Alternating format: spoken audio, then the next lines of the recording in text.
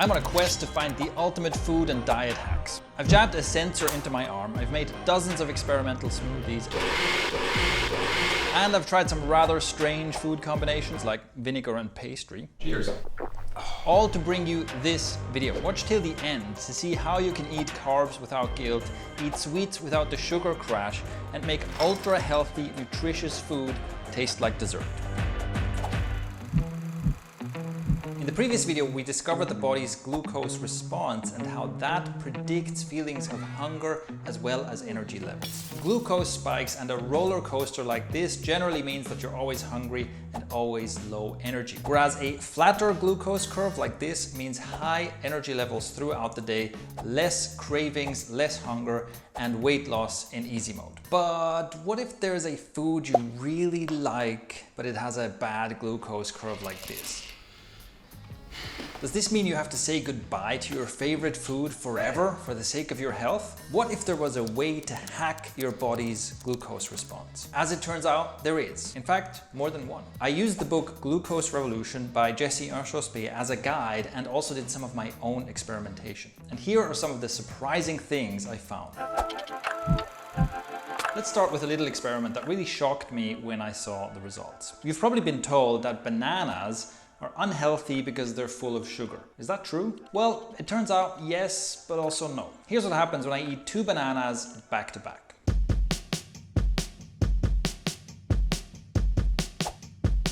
That is definitely a serious glucose spike, and it's similar to what would happen if I eat a big slice of cake or drink a sugary beverage. And remember, this kind of glucose curve means we're on the way to diabetes. But what if I could completely eliminate this glucose spike from 2 bananas? That's exactly what I did. How? By blending them into a smoothie. Add your bananas, some greens, frozen berries, a small carrot, and some flaxseed and chia seed. Then down that entire drink, and here's the glucose curve you get. Same 2 bananas, totally different response. But Shane, that's still a pretty big glucose spike. Didn't you say you could eliminate it completely? You're absolutely right. I made many different smoothie recipes during my 30-day experiment, and this one here is actually the worst curve that I got from a 2 banana smoothie. By adding a little more greens and a small serving of cruciferous veggies such as broccoli or kale, and by increasing the protein and fat content in the smoothie, I can get the response even better. Here's the graph my optimized green smoothie got me. I got a similar result by making a high-fat smoothie. This smoothie is one without greens, but with plenty of peanut butter, avocado, and even some high-fat fermented dairy. So as you can see, there's basically no glucose response at all, even though there are 2 bananas in here. If you're into keto or carnivore stuff, you probably creamed your pants a little bit hearing about this high-fat smoothie. Except you guys would probably put in some raw liver instead of the bananas or something like that. Honestly, you guys are gross. Generally, I'm not a huge fan of dairy, so this isn't something I would have on a regular basis, but I wanted to experiment with different configurations just to see if there's more than one way to flatten that glucose curve. And as you can see, there definitely is. Here's the last example, and this one really takes the cake, or perhaps the banana bread.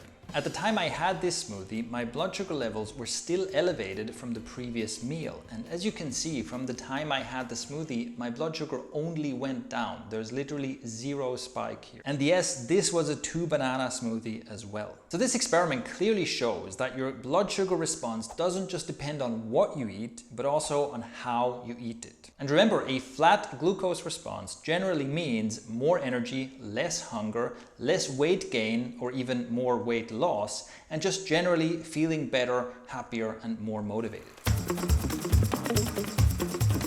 In the book Glucose Revolution, there are tons of different food hacks you can use to flatten your glucose curve. I wanted to put several of them to the test. To do that, I need to find a food that will really challenge these food hacks. And I know just where to go to find this food. This is Portugal after all, and people here really like their pastries. Look at this, right? Look at this. If you want bad food, you've come to the right place. It kind of makes it worse knowing that I'll see the graph that tells me how bad it is. Makes it even worse. Warm and gooey. Before I continue here, let's get a baseline. We go well in the green zone. Let's see how quickly I go into pre-diabetic zone.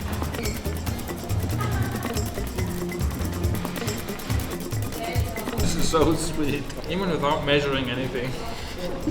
I feel like I can feel the sugar coursing through my veins right now. So here's what my blood sugar curve looked like. That is definitely not something I would want to subject my body to on a regular basis. Next, I'll wait a day and then prep my body with several of the food hacks from the book to see if I can flatten this glucose curve even if I have the exact same croissant for breakfast.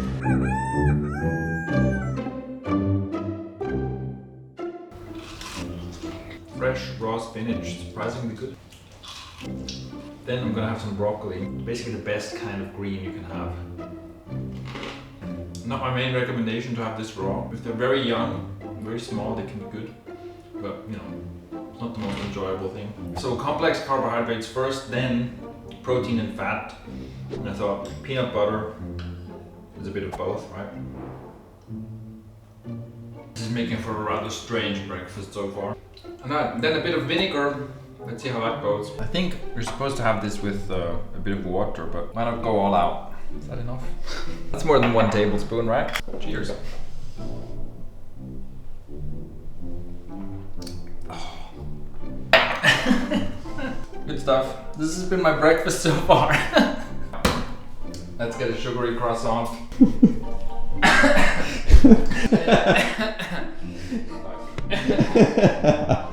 So the idea is that when you eat sugar, it goes through your digestive system into your blood too quickly. And so by eating complex carbs and greens and some protein and fat first, and then eating something sugary, it should slow down the absorption. And then hopefully we can see that in a shallower spike in the glucose response. I feel the vinegar. Thank you. Croissant number 2. I would rather have less of this now. Last time I was on an empty stomach, and it's the displacement thing, right? You eat a bunch of healthy food, you're gonna eat less unhealthy food. Having the vinegar undiluted was a bad idea. But yeah, let's see. Give it half an hour or so and then we'll check. All right, so here's what the graph looked like after the food hacks. There's definitely an improvement, it's much better, but it's still not something I'd want to subject my body to on a regular basis. Especially the vinegar part, I really didn't love that. I bet the results would be even better if I blended the croissant with a bunch of spinach. We're gonna turn this into a health food. These things are huge. All we have to do is add enough healthy components to undo all the sugar in this. Okay. Healthy fats and powdered greens, why not? Gotta add some turmeric. This is so healthy that anything you add this to becomes a health food pretty much. We've got some fiber and stuff going on. This might be good, like sour, sweet, right? So yeah, this is the, well, I don't know what it is. This is the future of how you eat your pastries.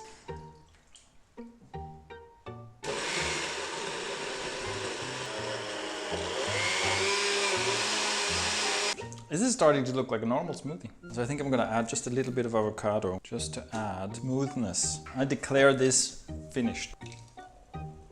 It looks a bit weird, eh? I think this should be healthy, kind of.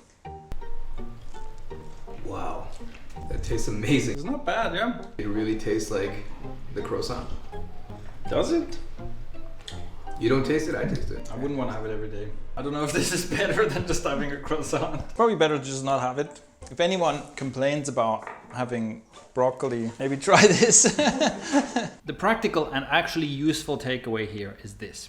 You can change your body's glucose response significantly by simply changing the order in which you eat things. The optimal order is fiber first, followed by protein and fats, and then simple carbs and sugars last. You're still better off if you don't have the simple carbs and sugars at all, but if you must have them last.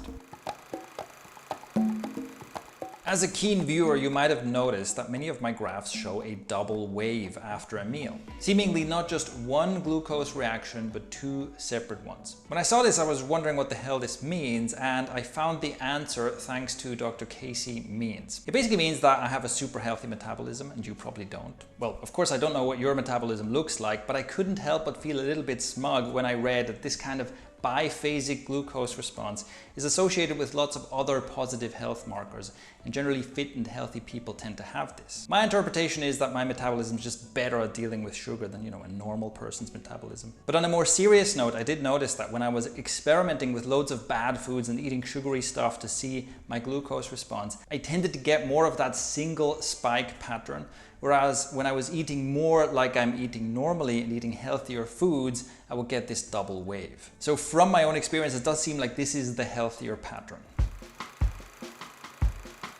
So to conclude my glucose monitoring experiment, I have found that your blood sugar response really strongly correlates with your energy levels, your hunger, and even your mood and general focus and motivation. And in video number 1, we looked at how you can optimize for the right kinds of foods, even if you don't use a CGM yourself. And we've also seen that you can get away with some unhealthy foods if you either blend them together with lots of healthy stuff, or you do the food ordering hack that we looked at here. The bottom line is that this is 100% worth experimenting with, because the difference between a spiky roller coaster glucose curve throughout the day versus flat glucose curves is night and day. It can really make the difference between dragging yourself through the day and overeating all the time versus just feeling good. What I also realized is that green smoothies are the ultimate diet hack. If you do it right, a green smoothie can completely change your health. Unfortunately,